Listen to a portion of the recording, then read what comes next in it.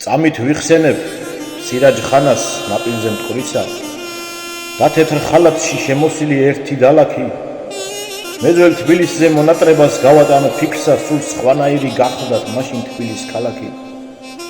ძველი თბილისის ჯვარის მამის ცხელი ლავაში ყარაჩოღელთა ვაჟკაცური სახე იერი აქ ბევრ მომხდულსაც გასტეხია ხმალი ვადაში როს დახვედრია შემართული მკლავი ძლიერი